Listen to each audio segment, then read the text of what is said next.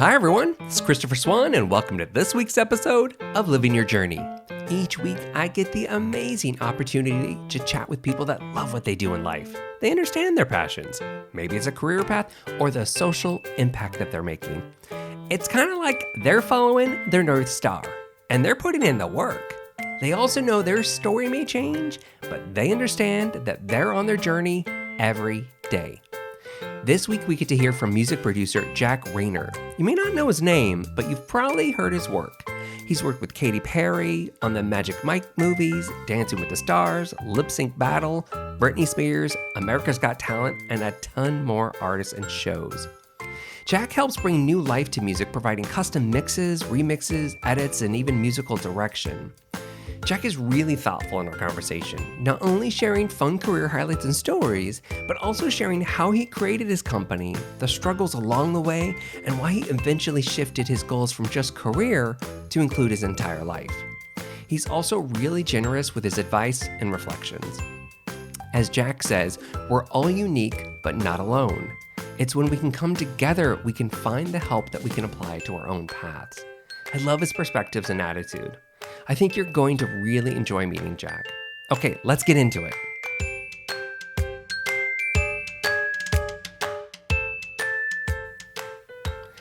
Jack, thank you so much for being on the show today. It's my pleasure. Gosh, it's been a long time. We've been chatting for a while before I actually officially hit record, but we haven't even talked about I don't think we verbally have talked in years. It's only been online. It's been crazy. Yeah, well, that's the state of the world. You kind of see people on Facebook and you're like, oh, they're doing all right. They're doing fine. You like this and you like that. And it's just, I think it allows you to keep in touch with people that, to be honest, you may have floated away from.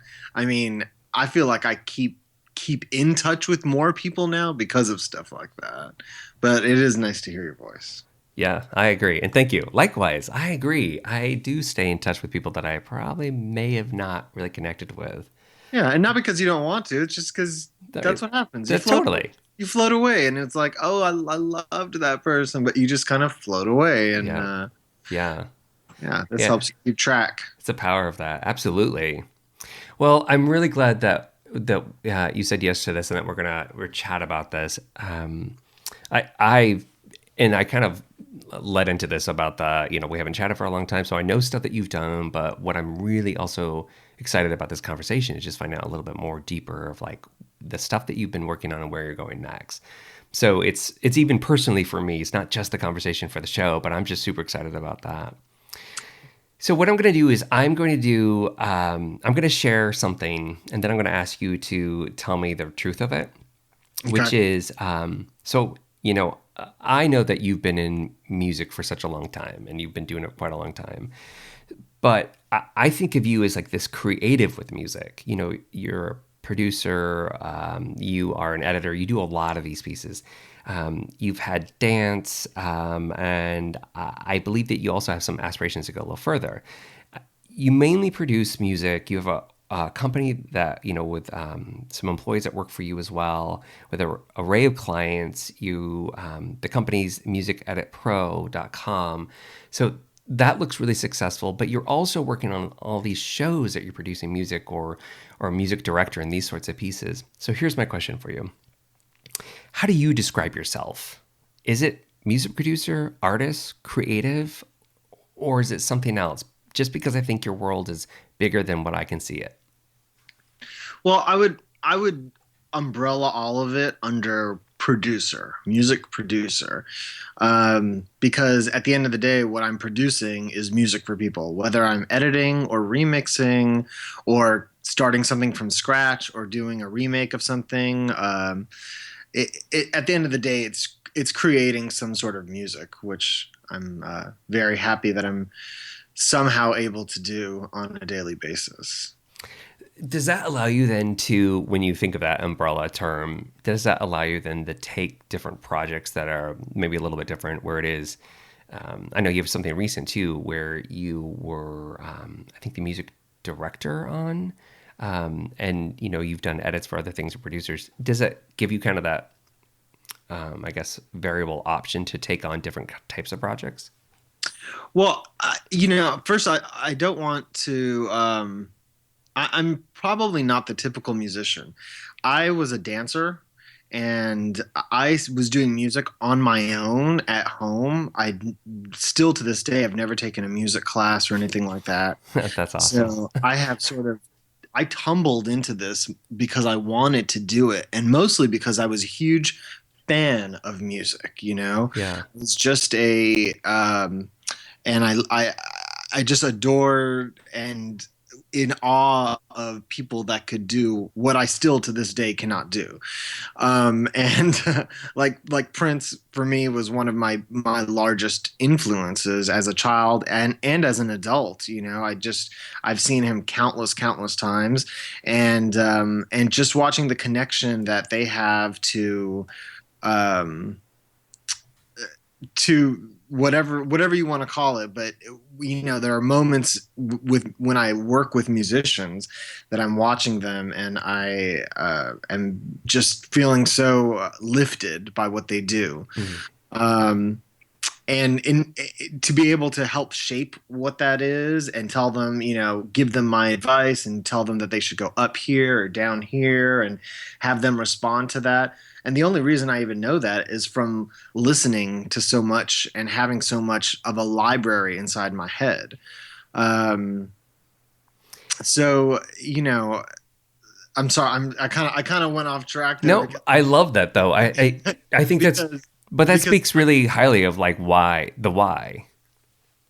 Yeah, because like it's hard when you're calling yourself a music producer, and I think that some people are expecting you to have certain skills or a certain set of something, and I kind of wanted to let anyone know that might be listening to this that it's you can become a music producer and you don't necessarily have to be a master of an instrument or anything like that. I mean, I can hold my own on keyboards, and I understand how to make string arrangements, and I can guide the guitars and I can guide the bass and I know where everything goes, but it's purely because I love doing it, and maybe my dance background plays a part in shaping where the dynamics of stuff goes, where things should crescendo, and adding the drama to the actual music, and then the editing side of my career, I think helps me as a producer in making sure that certain sections don't go too long, and certain sections need something else, like it needs an amazing guitar solo right here, to add to the sensuality, which I get a lot from my dance background. The different nuances of like feeling different emotions during stuff. Sure. So I'm just translating it into what they're going to do during this part, of the show, what it needs to get that point across. I think oftentimes I work with people that may not have the clearest way of telling a story. So I have to, and my favorite part of my job is telling a story. So I think that that's what I really am happy about, even though it can be annoying sometimes that these people aren't telling a great story. It actually allows me the chance to jump in and do what I love to do, and then I get appreciated for my skill set, which is not necessarily being the best player in the room, but it's being in a musical director or something like that, right? Yeah. It's almost like you can interpret things as well a little bit different or see where it needs to go. Yeah, and I can help shape it, which is really nice. And I think what you were talking about, me musical directing, was this show in Vegas that's coming up at the Tropicana, and it's all girls, it's all rock music. It's a lot of fun, and that show's been pretty developed. It was done here in LA a while ago at the King, and now she sold it to Tropicana, which is really exciting for her and for me too. I mean, that's a place that I used to go to as a kid. That was my parents' favorite hotel to go to Really? when I was a child. So every time we went to Vegas, I mean, which is in the late 80s, early 90s, we would be at the Tropicana. Hmm. And they just, as a kid, I remember running around the Tropicana with my sister and playing video games while they were gambling and, just running amok. I mean, even flirting with some of the people that worked there as a young boy. You know what I mean? Like, Totally. so it's kind of a revolution now to sit in one of the hotel rooms and go downstairs and be rehearsing in one of the rooms and feeling like this is now more than just a place of memories um, and a hotel stay kind of a thing, like a vacation Yeah. place. That it's just really fun. It does feel like home in a lot of ways. It's funny. Yeah, it's a full circle moment for sure. Hey, I want to take a step back too, because I don't want to skip over this too much. I love everything you just shared, but I do want to, not going through like full history, but jumping back over to, so I know you were a dancer and this started when you were young. And as I'm sure you probably know, I do research on everybody. So I know a little bit of pieces of this, besides stuff I knew, just knowing you as a friend. So I know you moved into music like in your mid 20s, like 25 or so, something like that. And, you know, uh, it kind of goes back to your point where you're like, hey, I may not be, I'm in still in awe of these people who play these instruments and haven't mastered this. I also had read about you too, like music wasn't initially natural for you at that moment. Like you knew you loved it and it was part of who you were, but it was like getting into that element, of production, that you used a lot of trial and error to kind of like figure out your way and kind of just lots of work. So what I was thinking about when I read some of that stuff about you too, there was such honesty in that. It was maybe it's to your point earlier, like, you don't have to master something if you really want to do this thing because it takes, maybe you have to know the gamut of stuff, not just one skill. But what I thought was really honest in there is that it just sounds like, hey, if you wanted to learn something, you were going to find it. You were going to make it happen. You would just needed to study really hard on your own and figure it out. Is that kind of the truth of like the world for you at that time when you were like, I really want to do this? And how am I going to figure that out? Well, I think there are a couple things that make success, and I think one of the biggest ones is showing up, because there are plenty of talented musicians beyond beyond belief that don't show up, and um, and I kind of always knew that your work ethic plus really showing up and having a mind for business had a lot to do with being in the positions that I wanted to be in. So I had met a lot of people, as I moved along, that were really really talented, but I noticed that they were lacking in the showing up part of everything.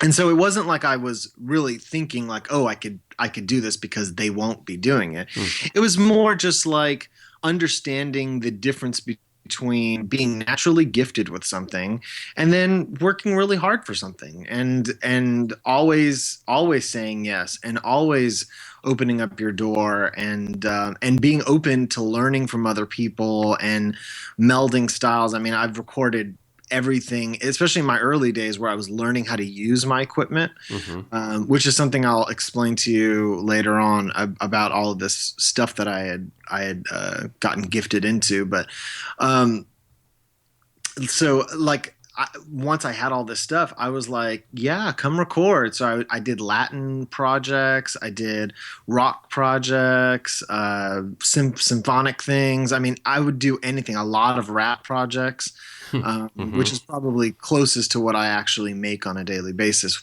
just for myself. And so I think I just sort of had a I loved making music. I thought it was so incredible okay, so here's what it was. As a choreographer, you make a piece of something, right? Mm-hmm. And then you have to get all the dancers together and then you display it. And if it's not filmed correctly and if it's not executed correctly that one time, of course, there are other shows and you can do it again, but that includes getting all those people together again and finding another venue and creating the correct lighting again and creating all of that stuff again.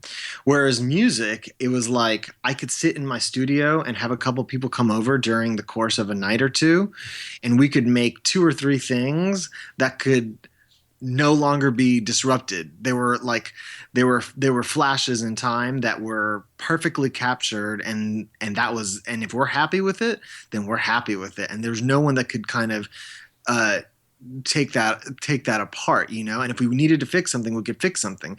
You can't really fix something on a video of a dance video or of something like that. So I think the rate at which I wanted to produce art just made music feel more like where I wanted to be. Mm-hmm. It was intoxicating, that kind of control, to be able to go into the studio and make two or three things in a night. You know what I mean? And sometimes with no one there, and really be able to output in that kind of a pace. You know? Yeah. Well, tell me about this gift, how you were gifted some of these the items, or how did that flow into you, like triggering you, saying, because it sounds like what I got out of a lot of what you just shared too was there was that original element of you could see where you could be successful, and then you were just going to drive really hard on it, right? You needed to learn or whatever. So here's the thing that I hear a lot from different people on the web. It all sounds really easy. Like when someone talks about the career, they never talk about the hard parts. They never talk about like, so for 6 years it sucked, or like it was so much work. Yeah. You know, and that's a little bit of what not that we focus on that specifically just on the show, but I love the honesty of those elements too, because I think anything that you really want to be great at or be successful at, there's going to be some areas that are hard. Or you're also going to have luck on the way. Maybe that's, like maybe to your reference of being gifted with some things. So I'd love to know a little bit more about you made the decision, you had the big drive, you were showing up. Like, I know this about you. You're super determined. And if you love it, you're just going to do it. But maybe tell me a little bit about like, well, what was the trigger to help you get started, or the tough moments in there? Well, I'm going to tell you the story, and some of it's going to sound ridiculous, but it's part of what happened. So Sure. So a quick background is that I'm kind of fearful of big dogs, and I did struggle for many years. I was trying to balance everything out, and I luckily had friends around me that would help me out whenever I needed to. You know, I was always in a gap of $1,000 to $2,000. Like something was on its way or something was behind me, and and luckily people would come in and help me out, and then I'd pay them back whenever everything got there. And that happened for probably 10 years. An exhausting 10 years. But I never throughout that time ever really gave up on any part of what I was doing. I don't know why, but I felt like there was no other option, which is irresponsible, and I wouldn't tell anybody that. But when you know that you can produce things, and I'm not talking about music, but whatever it is that you can do, it really depends on your situation. I was never starving, but I definitely had some back fees on my account and some overdrawn Washington Mutual things from back in the day. We can all relate to that. Yeah, I think that's just kind of a natural part of struggling through your 20s, and then you also rack up credit card debt and all kinds of weird things that you're not really taught a whole lot about in school, like your credit and all this stuff. So it was a pretty normal 20s. I would call it my college years that I never went to. I actually wound up spending more of those college years but also getting a lot of freedom and training and Yeah. experience and stuff like that. So I moved out into this back house in Burbank. It was a small back house. I think it was $650 a month. And the guy that was living in the front had a dog, a big white dog that was pretty intimidating. And it would sit outside of my door in the back. And it kind of scared the shit out of me, to be honest. And so I would go there, and I moved in, and he would be out of town a lot during. Even I was only there for a month and a half. He would be out of town a lot during that time, and he would be like, "If you could just feed my dog, we'll take off some of the rent or whatever," which was perfect for for anyone really. Yeah. So I was like, "Yeah, sure, I'll feed your dog." I was really uncomfortable having this dog outside of my house. Like it was just really, it felt not like home, not like home. Okay. So during that month and a half, I got a job in Korea choreographing for the Spice Girls of China. They were called Baby Vox. So I go there for a week and I'm choreographing this video in Korea, and it's cold and it's weird and I don't know. Anyways, it was I come back home, and I knew that my mom and that everyone was going to think, "Oh, he's crazy." But I was like, I have to move out. I know I've only been here for a month, but I can't live like this, No, I get that. Yeah. It doesn't feel like home. It didn't feel like home, and it was a cute little guest house all by itself, and anyone would have been like, "Oh, this is great," but it just wasn't right for me. So I went on like recycler.com or one of those sites, and I saw that there was another guest house for rent, and it was like in the valley in what's that called, in Studio City. Mm-hmm. There was a guest house in Studio City for rent. And I called the guy, and he was like, "Yeah, you can come over and check it out. I'm watching the game, but yeah, you can come check it out." And so I go over there, and he comes to meet me at the front, and he's a Korean guy. And so I'm like, "Oh, that's so funny. I just came back from Korea." And I said hello, I said hello to him in Korean because I had just come back. And so he said, "Oh, you know Korean?" I was like, "Well, I just came back from Korea, and he was like, "What were you doing there?" I was like, "I was choreographing for this group named Baby Vox." And he goes, "Oh," he was like, "I produced 5 songs on their last album." How random. So we walked back to his guest house. I open the door, and it's a full music studio, including a big sound booth that can record drums and everything inside of it, all the equipment, all the highest Pro Tools that was available at the time, easily $150,000 worth of equipment in there, and then a large bathroom. And he was like, "So I can change this into a bedroom, and this can be your living room, and then this will be here's your bathroom, and we can turn this little part into a kitchen over here." And I was stunned, and I was like, I do music also.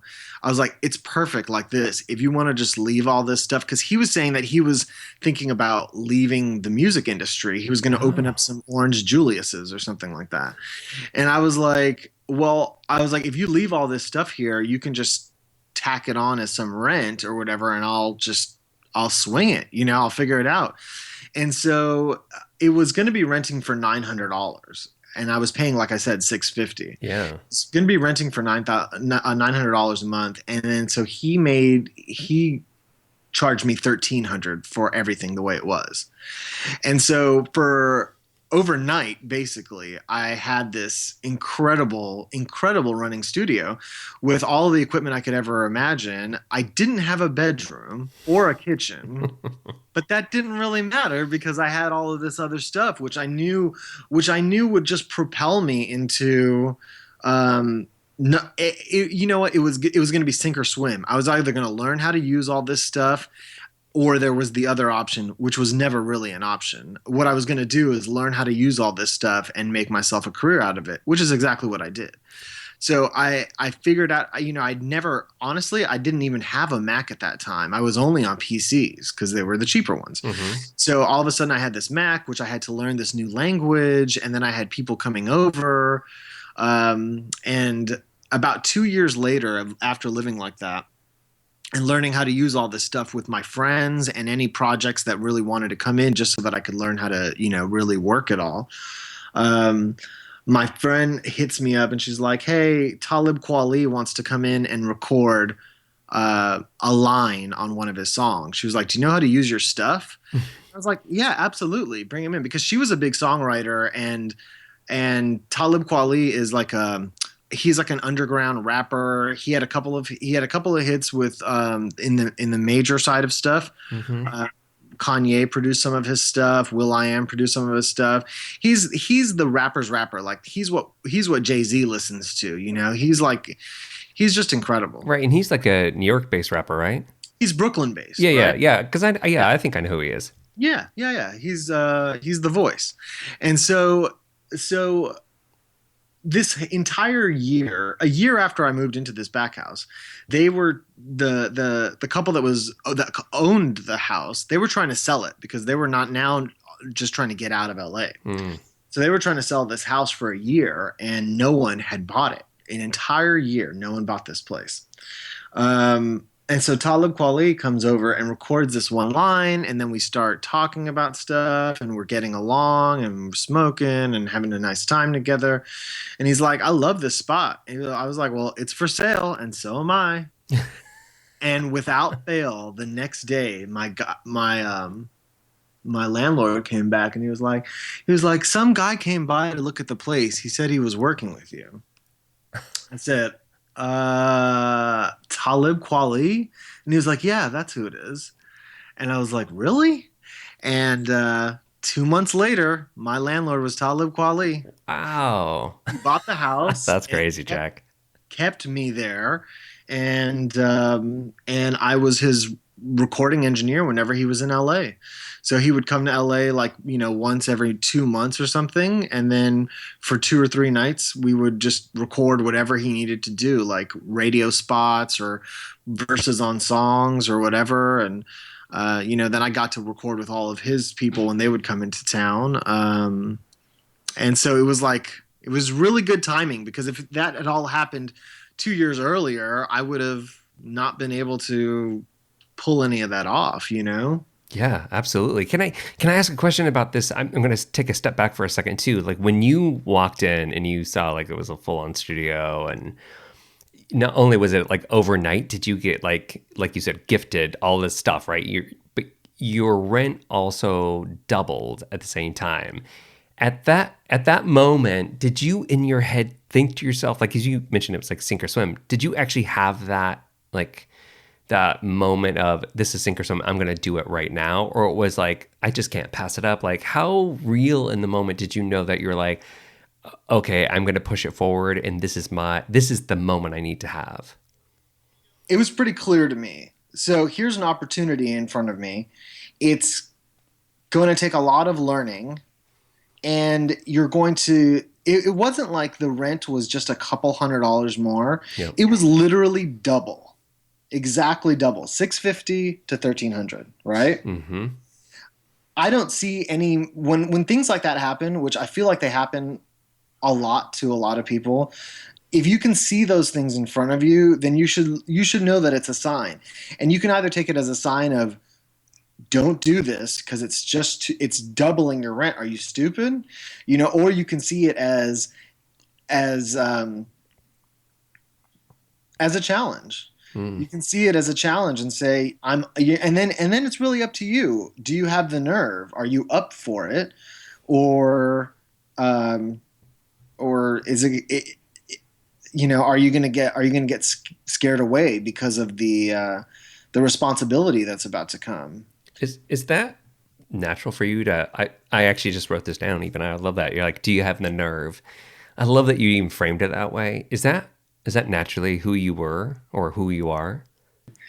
So I think what happens is, honestly, that's probably one of my biggest attributes is having that nerve, because body is not naturally flexible. So to call myself a dancer for 15 years was kind of ludicrous.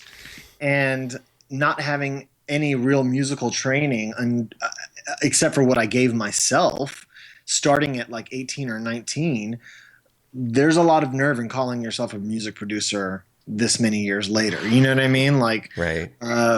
so yeah, I think that's what it is. But you have to. I never had a clear picture of what I wanted to be doing. You know, it's not. Hmm. I just knew that I wanted to remain in a creative position. That's all. That is super gold right there. I think a lot of people struggle with this, like they need this vision. I was talking to a friend a few months ago who was like, yeah, I'm trying to figure out what I want to be. I'm like, sometimes you don't get that answer. You just got to be in the space of what you want to be in. Yeah. Right. And then like you have the nerve to go for it and figure it out as you're going. I was talking to my friend Michael Grant, who's plays in a band called LA Guns, and he came over yesterday to do some recording for me for America's Got Talent. And it's just some session work, you know, and session work is what a lot of musicians do in between gigs and stuff like that. And we were just talking about it, and it's like, you know, if you really love what you're trying to do, then you have to be willing to let it show you what it's going to be for your life. Mm. Because just because you're a singer doesn't mean that you're going to be Adele. Just because you're a dancer doesn't mean you're going to be Barishnikov. And you know, it's like you have to be willing to let it if you truly love doing something, then you have to allow for it to take its own shape. Because it's not the most glamorous. Some of these things that I do are just work, but I do get to create, and I really do love doing all of them, you know. Um, and and when the glamour jobs come around, that's fantastic. But you know that for most people is not a reality all the time, you know. That's. I'm so glad you said that. That was actually going to be kind of one of my questions, because I think there's a reality to that. Like when we think about, for people that aren't in the music industry, they're not in Hollywood, they're not in these kind of glamorous areas, you know, or these industries. Yeah. I think the people on the outside go, "Gosh, music! Like, I mean, that's got to be amazing." I mean, especially if you ramble on about the people that you probably know, like, you know, that's what people hear. But there's real truth, I think, in there. I'm glad that you said it too. Like, not everything is glamorous. Like, sometimes it's just work. Yeah. Yeah, but you also talked about, but you still love to create. So that keeps you. I would imagine that's what keeps you like motivated in that. It does. It does. And there's also a side of me there's another side of it where it's also about my stability. Mm, And, you know, we talked about those years that I was so unstable financially, and I was unable to help anything or anyone, you know, including myself. yeah. And so as the seeds that I had been planting for so many years all started sprouting around 2010. And all of a sudden I went from doing purely mixes for dance studios, into doing TV show after TV show, and then movies, and all this other stuff started blossoming at the same time as all the mixes for the dance studios started going. That started getting it blossomed as well. Yeah. So here I am with an abundance of work, and I'm like, okay, great. I love how it feels to not have to fight for my Hmm. rent right now, you know? No, And absolutely. and I'm not saying that money is the driving factor of what I'm doing at the moment, but for a while there, stability was what was really on my brain, because I had been so, you know, my mom was a single mom. She never had more than she could than anyone ever needed. I mean, she always had the least amount. She worked hard, and she was not given a whole lot of help from anyone for anything. And so, and I went from that into living on my own which was not much different. It was up and down, and I would get jobs that paid well, but then I would go, feast or famine, and then you go for months without anything, and you're upside down again. So all of a sudden in 2010 and then most of 2011, I've felt this stability that I had never felt in my life, and that kept me uh, on my toes for sure. I never said no to jobs just because or whatever. Even if I knew I was going to spend late nights, I just kept saying yes because I was on a road to fixing what was I felt so broken in my family. Mm. No one owned any homes in my family. No one. It was all very broken up, um, and I felt like this was a way for me to fix things. Um, Yeah, it sounds almost like a dual kind of goal. It was like this fixing of things, right? This like it's almost what that kind of equals success, but it's also you're doing the work that you really want to do, even if some of it's like the stability work, right? It's just yeah, getting stuff done. But while you do that, you're still there are creative things that are coming up too. I could see like yeah, like you said, money's not the driver, but it was it's this incentive of feeling stable, not just you, but your family. And you're still in the work that you want to do. It's not like oh, absolutely. you're working at Starbucks, which is nothing wrong with that, but it's not what you wanted to do, right? So I can see that as being a driver. And I was estranged from my sister and brother, who are like 30 years my elder, Mm. and it's just as I was more stable and able to do more things, I was able to go out there and visit them and extend things and sort of reconnect my family and make things a little bit larger. Mm.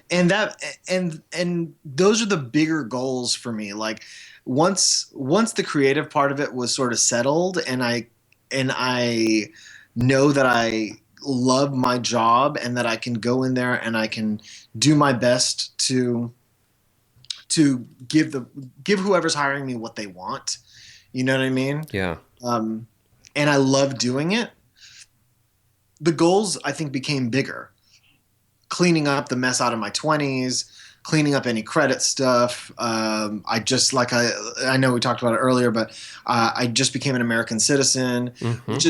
which is something that when I'm Canadian born, and when your mom is a single mother and she's working, the last thing that she's thinking about is trying to find money to get citizenship for her or her son. Yeah. It's just so it's low on the priority list. There's so many other things like rent and just bills and stuff like that. Yeah, absolutely.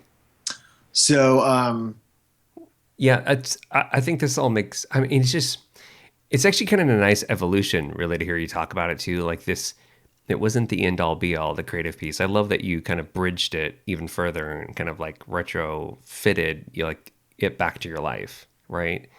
You know, absolutely, yeah, and look where you're at too. Like we mentioned this earlier too. You recently got married as well, so it's yeah. y- like it's so nice to look from the outside to say, gosh, a lot of these pieces have come together, but it's not just magic. Like you worked your ass off doing it and then went back, but you had the foresight.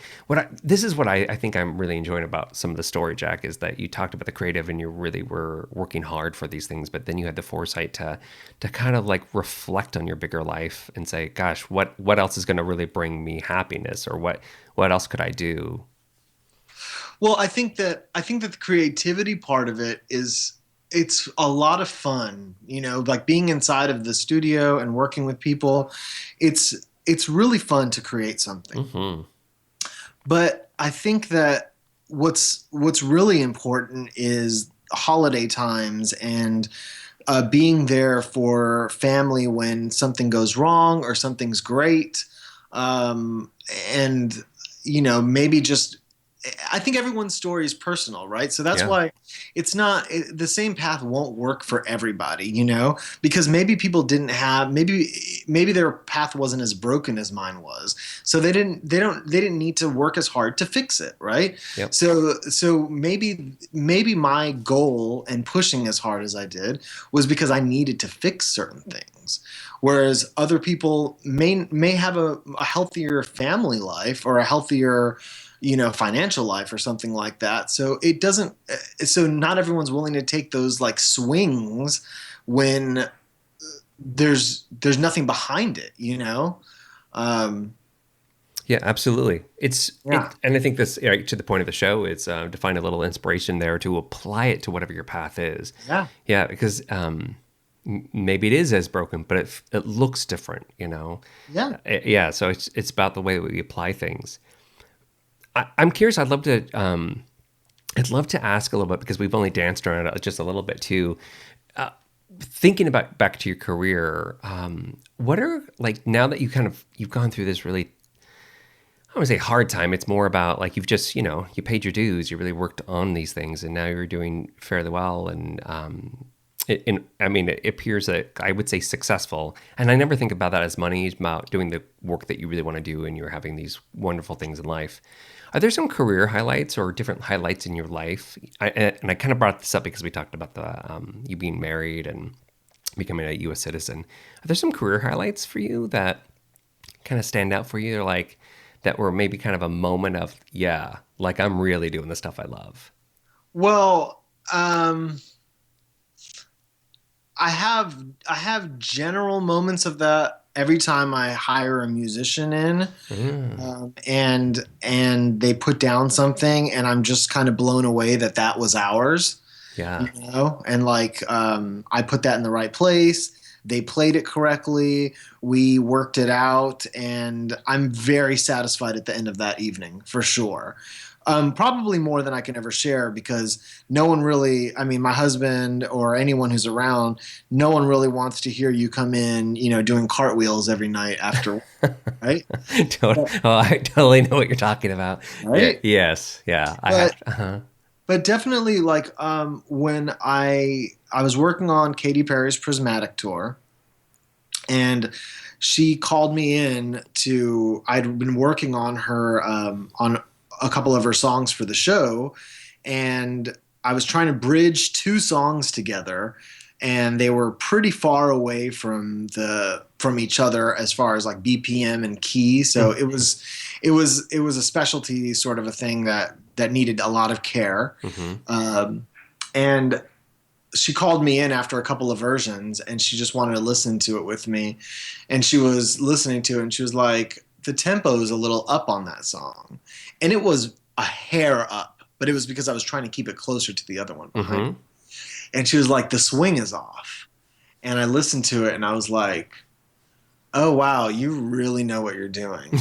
Like she makes swinging music because she understands the swing of music. Yeah. Like she really understands where it's supposed to be to make it feel like it's sitting right. You know what I mean? Mm-hmm. Not too slow, not too fast. You know, it's got to be right where it's supposed to be, and that was really cool.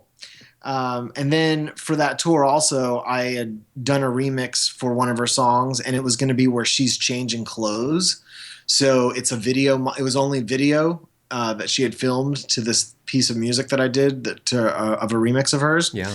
And then I was at Staples Center watching the show, and you know, this section comes up, which totally takes me off guard, and it's just my music and this video in the Staples Center being played with a packed house, and I felt a little naked, but no one knew it was mine, so it didn't really matter. It's not like if it sucked or if it was fantastic. It didn't really matter either way. I mean, you know, but it was pretty incredible to watch that kind of energy displayed in front of you, and it's, you know, I don't know. It was really cool.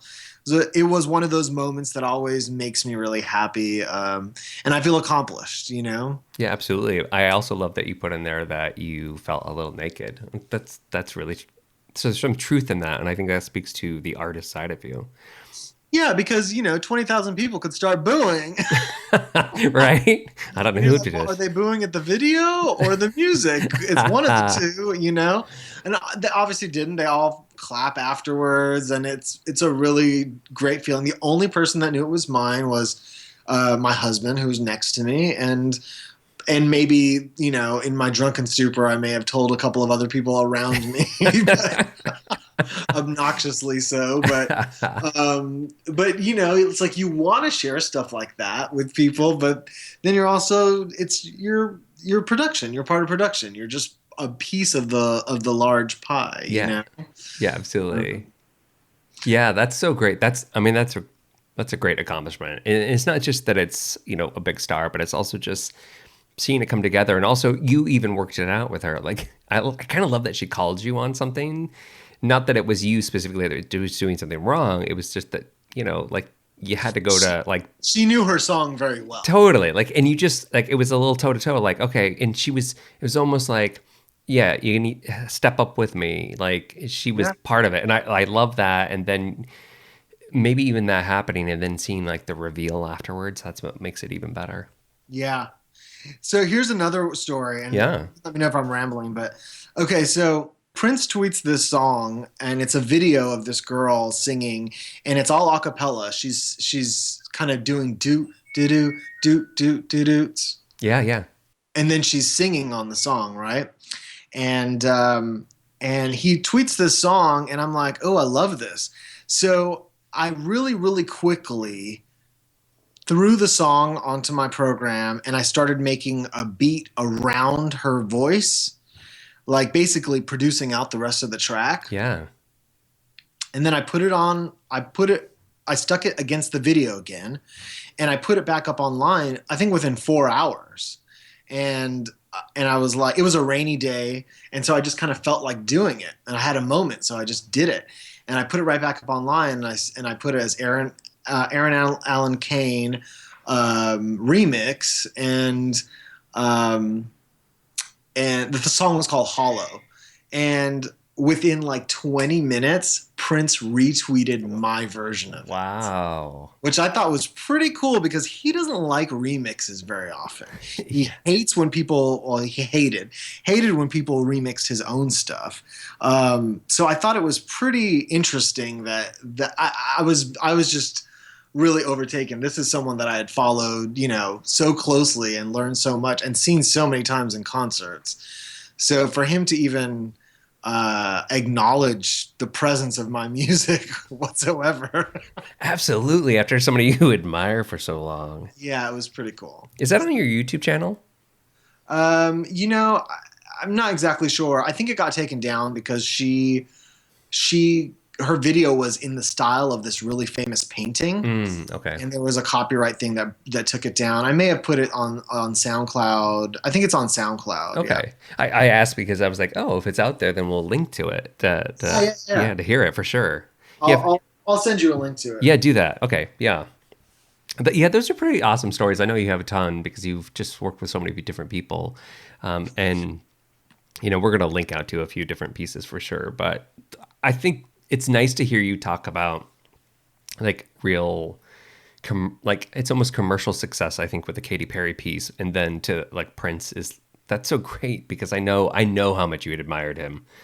So, yeah, absolutely. As we're starting to wrap up a little bit too, I'd love to ask, I think you've shared some really great advice, but I'd love to ask a couple questions just about maybe for the folks that are listening and maybe they are thinking about getting into music. What would be like a piece of advice you would give to somebody who maybe wants to start in music production or in producing, editing, something like that professionally? Like you said before, you didn't have all this training, but you just jumped in and you did it. Is there some advice that you would offer somebody who's kind of fresh to it? Well, you know what? Here's what's funny. This is 10 years ago, probably I started 10 or 11 years ago. I started doing music professionally. And, for the first 5 of that, I was still figuring out a lot of stuff. Yeah. I think what's amazing is what was not available to me at the time was YouTube. Mm. And right now, you have any questions about how to use anything inside of your program, someone's made a YouTube video about it and can show you exactly what you're trying to do. So I think that there's nothing holding back from you doing something if you're willing to put in the time and spend a couple of real late nights YouTubing stuff and then trying it out on a piece of something for real in your program. And trial and error is the biggest teacher. That's how I learned everything. Mm-hmm. I would try something, open up a project, throw a song in there, and then just try things, like figure out what makes what. And figure out if you have any talent for it. There's a structure that's involved. It's art and science, like everything else. There's art and science. Even writing a paper or doing a blog or doing a vlog or doing anything, there's art and science. You've got to know where things are lagging so that you can pick it up there and where things need to breathe, Yeah. Intellectually stimulating and, like things like 3 to the left, 3 to the right.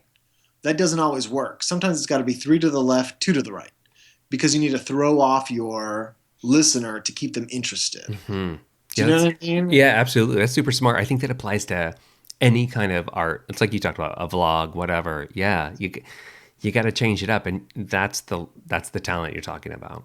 I think that those are the things that you have to learn. I think listening is your best your best friend. You have to listen to what other people have done and figure out what made that so special, and then figure out the elements is what you have to take away from it. Not copying it, but the elements of the science of how they did that. Yeah. The art has to come from you. You know what I mean? Mm-hmm. But the science is something that you can break down from other people's work. Yeah, to see why it worked. Absolutely.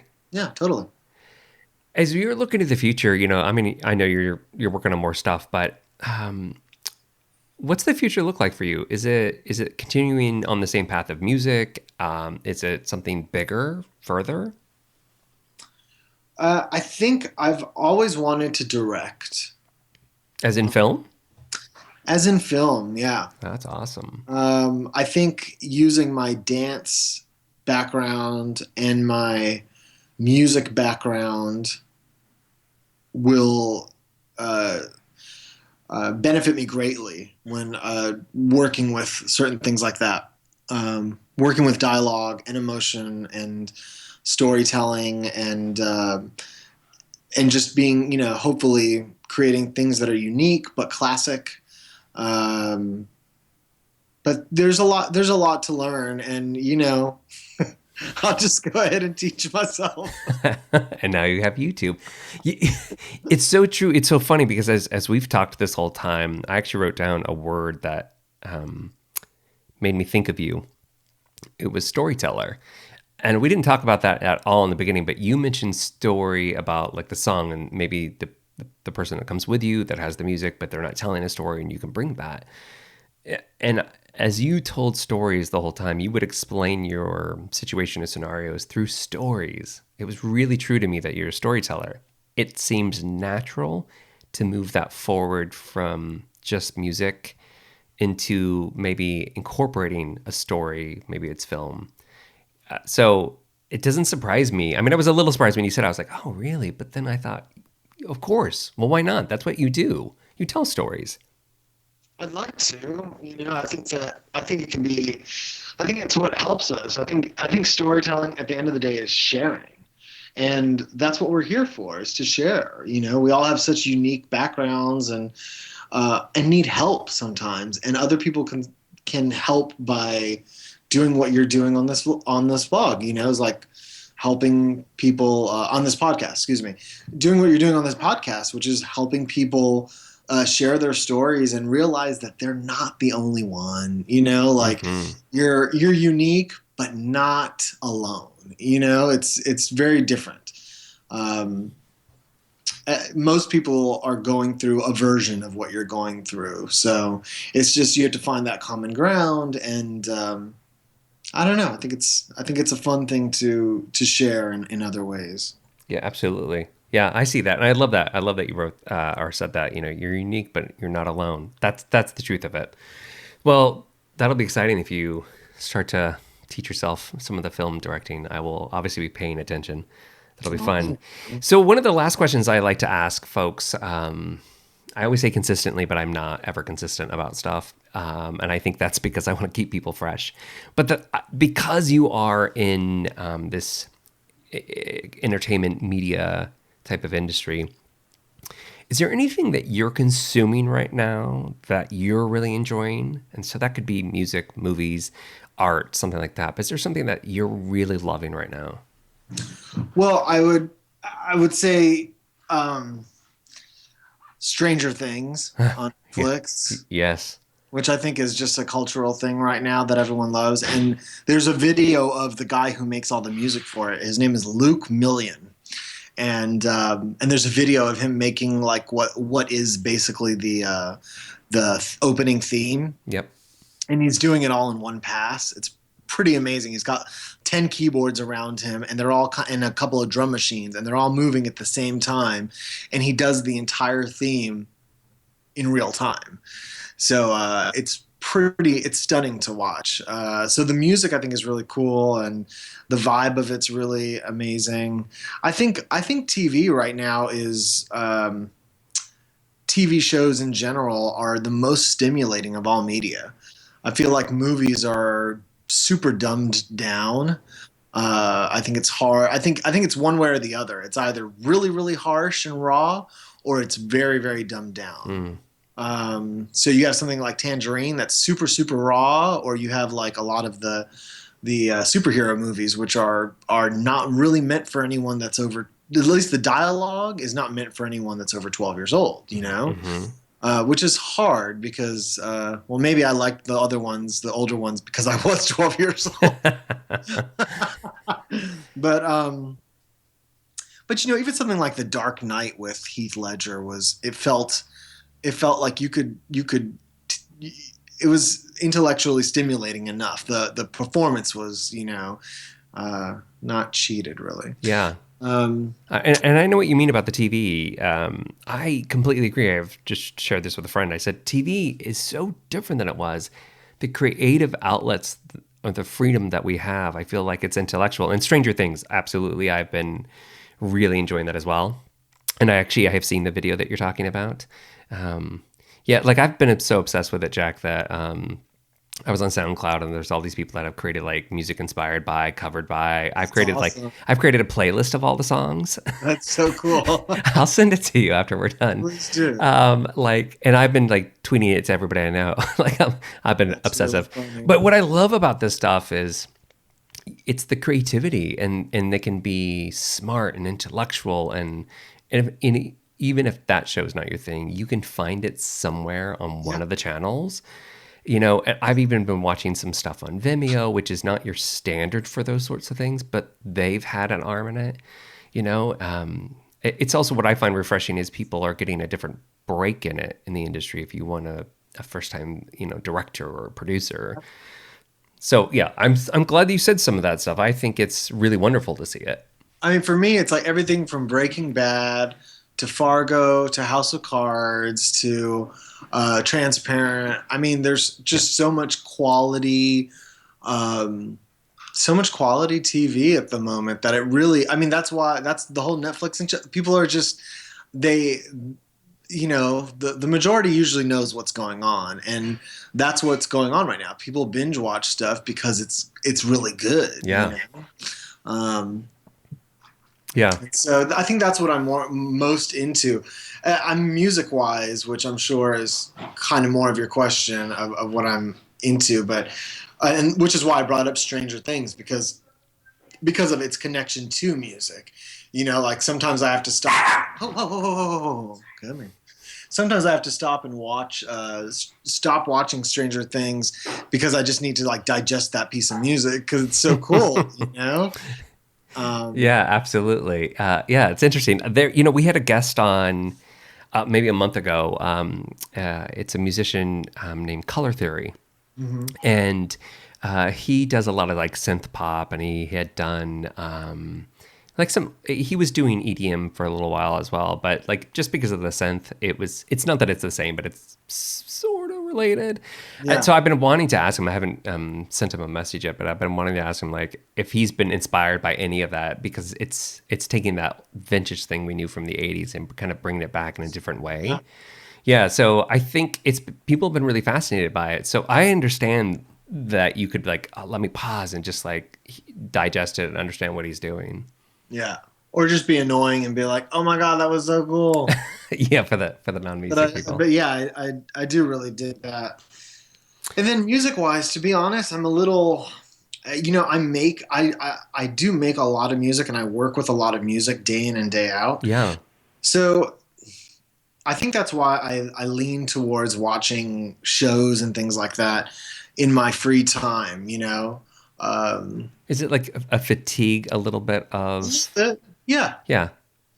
yeah, it's like I don't want to burn it out, so I walk away from it and stimulate my brain with art. Like I love going to art shows and looking at art and seeing what's local and what people are doing in the city, and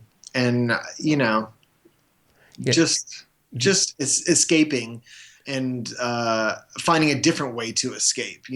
Does that inspire you at all when you look at more visual art? Does it inspire you in your music?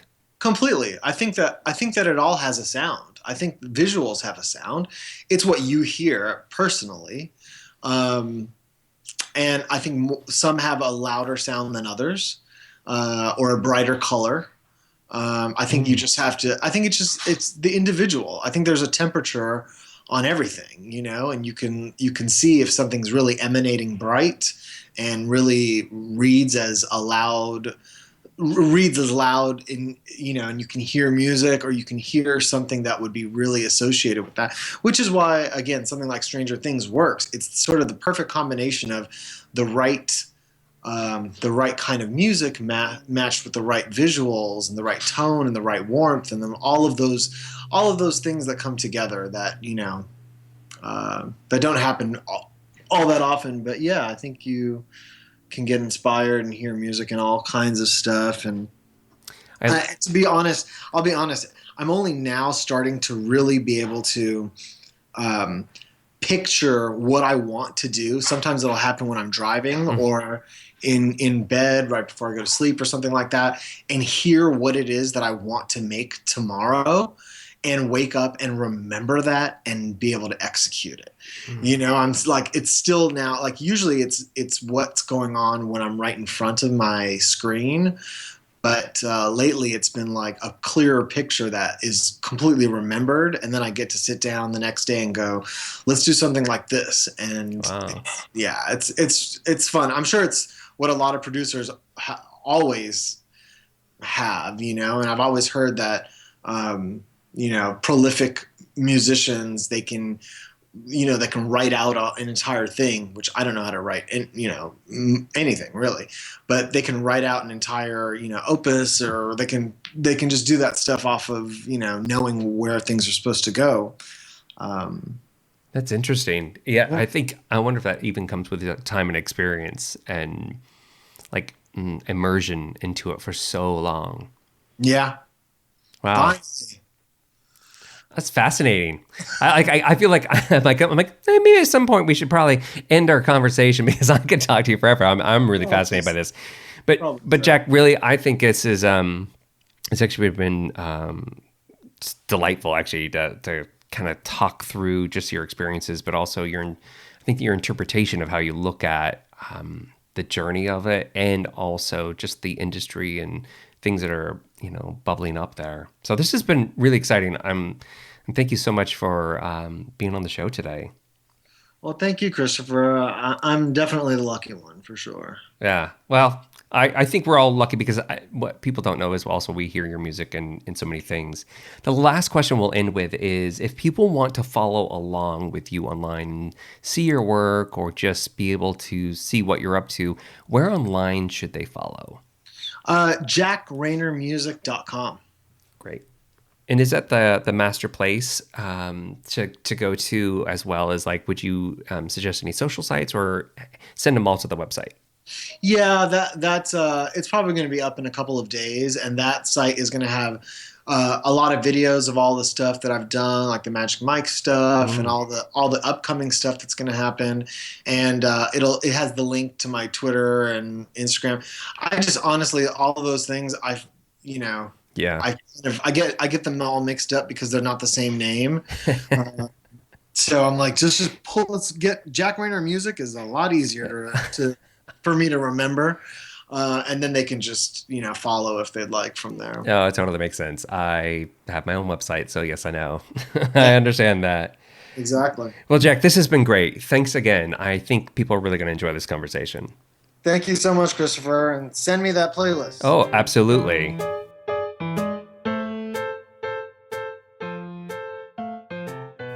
Now, over to you. Any thoughts or questions you'd like to share? Seriously, do you have any questions you'd like to ask me or the guest? We'll answer them and even get the guest to help us. So send us a message, use our Facebook page and email us there, or post a comment or question on the page, or tweet us at accidentalinfo using hashtag LivingYourJourney. You can find out more about all the guests, links to their sites and social channels, and even bonus content all at accidentalinformation.com. Now, a couple favors. Go subscribe to the show and you'll be the first to get the download before everyone else.